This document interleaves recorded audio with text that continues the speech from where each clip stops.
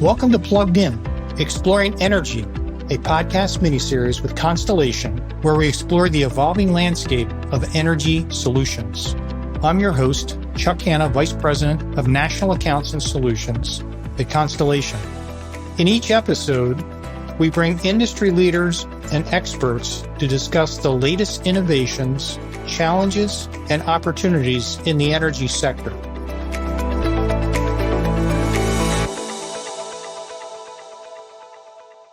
On this episode of Constellation Plugged In, we're going to discuss Hackensack Meridian Health's approach to sustainability and how they are implementing and achieving their goals. I'd like to welcome Kyle Tafuri, Vice President of Sustainability at Hackensack Meridian Health. Let's start by telling us more about your organization, yourself, and your role at Hackensack. Thank you, Chuck. I'm happy to be here. Hackensack Meridian Health, we're 18 hospital, 500 offsite, and nearly 38,000 employees, team members located all throughout New Jersey. I have a few responsibilities, but energy and sustainability being one of the major ones. So I'm responsible for us meeting all of our goals and really driving and ensuring that sustainability is integrated into everything that we do. Because at the end of the day, we deliver healthcare, and sustainability it's one and the same when you look at health and the future of healthcare towards prevention. How do you have healthy communities without clean air, clean water, healthy soil? So it's something that is woven into our mission. Lucky to be able to lead it. Yeah, that's great stuff. Thank you, Kyle. And I know it's a huge operation. It's impressive what you do in terms of your services and solutions to the community, and how, as you said, you've been able to integrate sustainability into that. So you share a little bit more detail about what are some of the challenges you run into in terms of incorporating sustainability into the healthcare operation that you run today? Like every other industry, each industry has its challenges. I would say for healthcare, at the end of the day, we're open 24/7. And when there's an emergency, whether it be a Hurricane Sandy or something like COVID, when everything else around us shuts down, we stay open. And that is something that we don't have the luxury of going home. Like, we're the last resort. So keeping that in mind, obviously, there are a number of different factors that challenges from a financial arena. Our margins, we're happy if it's 3, 4, 5%. At the end of the day, all of the money that we make here gets invested back into patient care.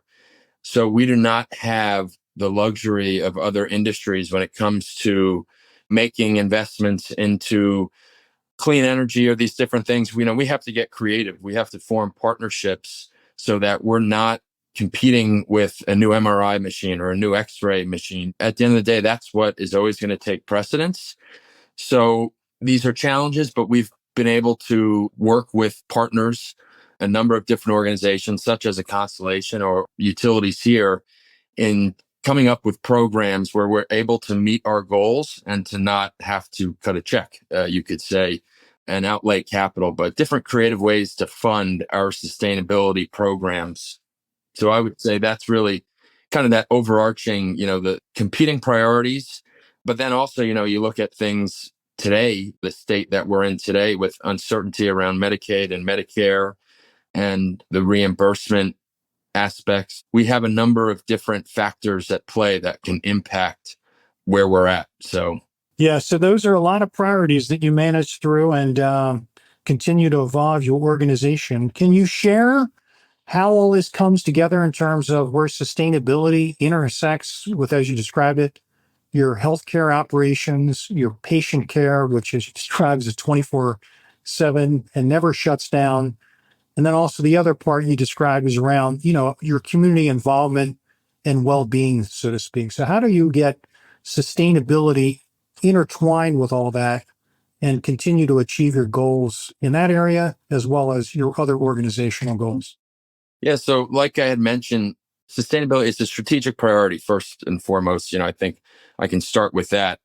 And it's aligned with our health equity strategy. Because at the end of the day, what I said before about clean air, clean water, healthy soil, how do you have health equity if you don't have those things? So that was first. We made sure that it's listed out as a strategic priority. The second piece, which makes us unique to a lot of healthcare systems, is that we tie our sustainability program with executive compensation. So, as part of our long-term incentive plan for our C-suite, our scope 1 and scope 2 emission reductions, it's a part of their bonus. So that obviously, put your money where your mouth is. You make that alignment, it's real. It's not something that's fake or just something that we're doing for a PR stunt.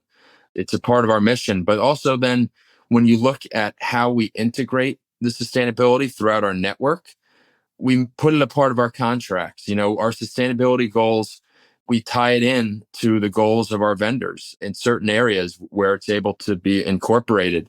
Our committees, we make sustainability a part of the committees of the health system. So it's not just separate. We do have green teams and sustainability committees, in different areas. But overall, this information, it's reported out through the normal everyday channels of the health system. So we made sure not to just have it be an add-on so that it's really integrated into what we're doing. One of the things you talked about, Kyle, was that it requires a lot of creativity to continue to incorporate sustainability with your other priorities. And I've had a firsthand view of some of that creativity. Can you share some of the key sustainability initiatives in terms of how you've implemented those? And I know you have some examples that I'm familiar with, like on-site solar, battery storage areas, or maybe some other examples in terms of what you've done and how you've been able to do that. Sure. So starting off, energy is kind of one of our areas we have the most pride in, given that we've invested over $130 million in energy efficiency work. And that's primarily been in partnership with PSE&G and New Jersey Natural Gas. We're very fortunate in New Jersey that we have utility programs that allow us to make these upgrades without having to outlay capital.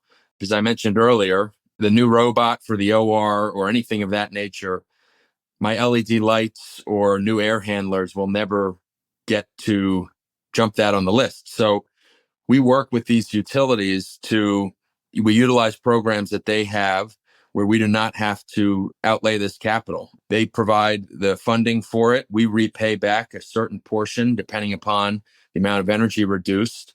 Typically, it's been around 60% of it's in the form of a grant and 40%, 50% is what we repay back in zero interest on bill financing, you could say. Over a 3 to 5 year period, we pay that back. So that's been one of our major energy initiatives that we've been able to implement. But then you look at, some of the non-energy areas. At the end of the day, the most sustainable healthcare is the healthcare we don't have to deliver. So it's about prevention. So something is looking at the foods that we serve, serving sustainable food, safer chemicals, looking at the supply chain. We were one of the first health systems to ban flame retardants from furnishings. And that was at a time where there weren't really suppliers that had furniture that met the safer chemical standards that we required. So, we pushed and we fought. We partnered up with other health systems. And at the time, there was actually only 5 companies that met the safer chemicals criteria for furniture that we required. And then we teamed up with these other health systems. We got in the room with these manufacturers, told them, if you don't make these changes, we're not going to do business with you. And at the time in that room, there was about $50 to $60 million worth of spend on furniture. If you fast forward today, there's over 85 suppliers that have furnishings that meet what we're doing. And, that's something where we're using our purchasing power to drive change. But that was something that when people ask, what's one of the initiatives that you're most proud of? That's one of them, as well as the on-site solar and the energy efficiency, really all of it, getting to see not only to get these initiatives done, but on the size and scale that we're able to do them, it's inspiring. Yeah, that's impressive. That gives us good insights in terms of how you've been able to balance your sustainability goals while maintaining your operational efficiency as well as your financial structured requirements to meet your overall goals. So next thing I want to talk about is, can you share with us how Hackensack measures the success of your sustainability initiatives and any other notable results? I know you've given us a couple of examples. And then what impact have these initiatives had on your patient care? You've touched on that a little bit, but also other areas such as employee engagement, or other areas that may share with our listeners? Sure. So, an interesting area that I would want to start with our School of Medicine. So, we have the only private school of medicine in the state of New Jersey. And when I first started presenting to the medical students about our sustainability program, I was telling them about all of our KPIs and how great we're doing and this and that. And at the end of the presentation, I thought I was going to get a round of applause. And I did not. It was crickets. And a couple of there's a young lady that's sitting in the front row, and she probably saw my look of like, what's going on here? And she says, "You're a health system. You're supposed to be doing this." And so I think that kind of reminds us of the expectations. As we have physician shortages, as many industries have their different shortages. We have one when it comes to physicians, which is partially why, this School of Medicine was started. But these future generations, they're not messing around. They don't look at this as a nice to have. They look at it as, you're a health system. This is what you're supposed to do. So in terms of how we look at success on that, it's just, first off, it's those engagements that we have with these team members and with these future physicians that will hopefully come to work at Hackensack Meridian Health. So that's one example. And actually from that, I'll tell you, like our School of Medicine, sustainability is one of their main strategic priority initiatives, where we're implementing environment and health into every aspect of our curriculum. All of our network goals in terms of campus sustainability are being implemented and worked on through the school. And then we're also looking at building out some environmental health research to continue to have data that supports everything that we're doing. But then, when you look at other areas, it's the typical, we have the safer chemical goal. We have to have over 90% of our cleaning products are third-party certified green. We have green building standards. So furnishings have to meet our safer chemical criteria. So basically the goal is to get 100%, of our furnishings meeting sustainability. When you look at emissions, we had signed on to, at the time, it was part of the Department of Health and Human Services, a pledge around reducing emissions 50% by 2030 and net zero by 2050. And that is a goal that, when I mentioned before about executive compensation, our goals with executive compensation are in line with those other emission reduction goals that we have, but set up in a 1 to 3 year time frame. So, we look at the KPIs like anyone else. And at the end of the day, it's about efficiency and waste reduction. So we measure it. How much waste do we produce? How much energy are we using? But keeping in mind that we're growing as a health system too. We're fortunate to be expanding, and building out our campuses. Hackensack University Medical Center, our flagship hospital, just completed the Helena Thurber Pavilion, which added new ORs, new ICU rooms. It's a beautiful building. We achieved LEED Silver on that. Yeah, it's kind of similar to every other organization. The only caveat being it's the mission. It's about health. And that's something that, at the end of the day, it's up to us to figure out ways to make it be financially responsible and responsible in all different facets. But kind of that North Star is providing the best patient care. So all of this stuff, builds up to that. It's a monumental effort to accomplish what you've done around sustainability, given all the other priorities and how you've been able to integrate all that and achieve all those goals. And then the feedback from your medical students, that's kind of like your baseline in terms of their expectation, is kind of telling in terms of what the future will hold. And as you mentioned, you've got these very aggressive goals for further reductions as you look out to 2030 and 2050. And you laid out how you have, your KPIs, metrics that you're monitoring closely. And then you have these nearer term steps you take, say in the next 1 to 3 years. But as you think in terms of some of these very lofty goals you've set, how do you balance like taking those steps with setting that North Star as you described and eventually getting there? Anything else you can share with our listeners in terms of how you balance those very long-term aggressive goals with kind of the step-by-step process that you used to get there? The lesson for me to learn was early on, we were always looking for perfect solutions. And what I learned pretty quickly and what we learned pretty quickly is if we were going to be waiting for that perfect solution, nothing was going to happen. And I think we've made some mistakes along the way, but part of having great leaders, our CEO, Bob Garrett, has been our biggest champion and has always been pushing us for this. But, we're in a culture that failure isn't the end all. Like, it's not the end of the world. We're encouraged to try things. And, we all want to succeed because of that belief that he has, in all of us and in what we're doing. But I would say, so that first lesson is not letting perfect be the enemy of good, and progress. But the second piece is partnerships. Doing this on our own would get us nowhere. And we have been, in addition to pushing ourselves, we've pushed our partners. We've sat down with all major companies, Constellation included, to figure out how do we achieve these goals, but how do we achieve them in the right way? We understand that some solutions, are going to have a price tag that, we're not able to do because, like I said before, our margins are not that of other industries when it comes to what we're doing. And we can't risk shutting down a hospital so that we can invest to meet, an emissions goal. But working with our partners and in pushing our teams internally, we've been able to come up with ways that meet that triple bottom line or whatever they call it, all around in reducing costs, becoming more efficient, and finding solutions that meet all of those needs.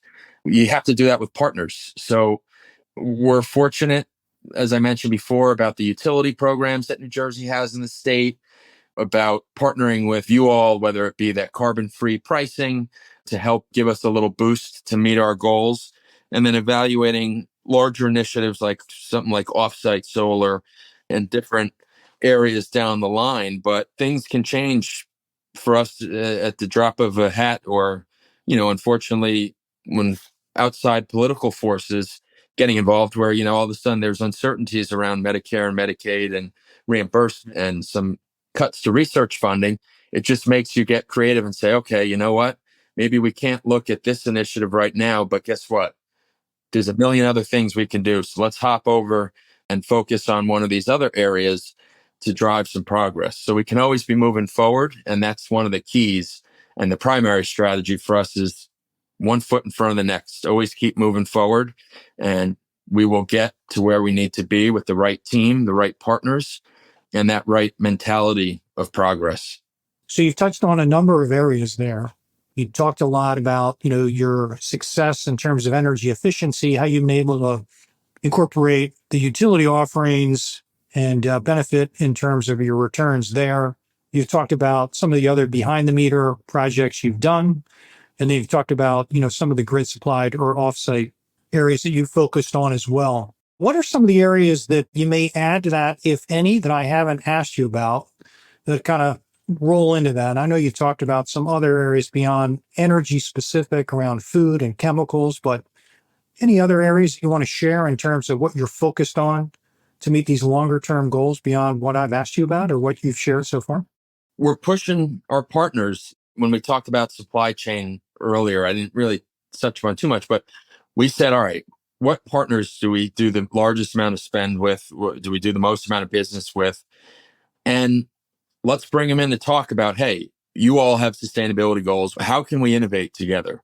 So whether that's having a supplier come through and look at how their products are being used in our ORs, kind of following from when the product gets off the truck to when it goes to distribution, to when it goes up to our OR supply room, to when it goes into the operating room, to when it's disposed of, but really partnering up with suppliers to find ways to come up with sustainable solutions. So that's one area that we're really pushing. Another one being, though, looking at other technologies. So looking at geothermal, looking at different, not too many hospitals, utilize geothermal for energy, but that's something that we're looking at, that we're evaluating at a number of our sites. Looking at something like carbon capture. We're putting carbon capture into a couple of our hospitals. We're open to anything out there. And on the energy side specific, obviously, we're not outlaying capital. We have to find ways to find innovative solutions for financing, or whether that be partnering with the utility, as I mentioned before, we're partnering with whomever, but we're looking for anything and everything. We know that this is not going to be a one size fits all solution, and we're open to what's going on. But we look at anything as, okay, is it going to disrupt patient care?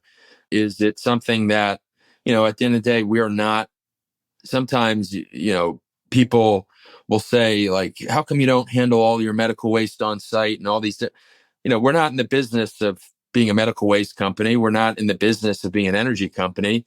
We find partners in these areas to help us do those things so that we can focus on what we do best, which is provide patient care. So it's just being open and knowing that if you have the right partners, the innovations that we need to achieve will come. It's really interesting. As we talked about, I've had the opportunity to see some of this firsthand and, see how you manage this operation, your great leadership in addition to you and your overall team, and this diverse community that you serve, from pretty urban, dense type areas to well beyond that, across a large geographic region, and all these different solutions and technologies you've either implemented or considered. So not just within the Hackensack organization, but I know that you have a large network of peers across the healthcare industry and beyond that look at you as a leader. So we really appreciate the opportunity to work with you as a partner, continue to innovate and come up with solutions that meet your goals over these longer term periods, as well as other priorities that you've got to navigate through that you've shared. So thank you so much for your insights. Thank you again, Kyle. Thank you, Chuck. Until next time, I'm Chuck Hanna, and this is Plugged In, Energy Conversations from Constellation. This is Deborah Channel from Smart Energy Decisions. We're really thrilled to have Constellation as part of Smart Energy Voices. I want to thank Chuck Hanna and the team from Constellation for making this miniseries possible. And as always, thank you to our listeners for being part of the Smart Energy Decisions community. If you enjoyed the episode, you can subscribe to the podcast on your preferred platform, and don't forget to tell your colleagues and peers about it too. To learn about how you can become part of our online and in-person content, visit our website at smartenergydecisions.com. We're always excited to share these presentations from leaders of the energy transition. We do that in this podcast, on our website, and at our events, and it's all in the interest of helping you make those smart energy decisions.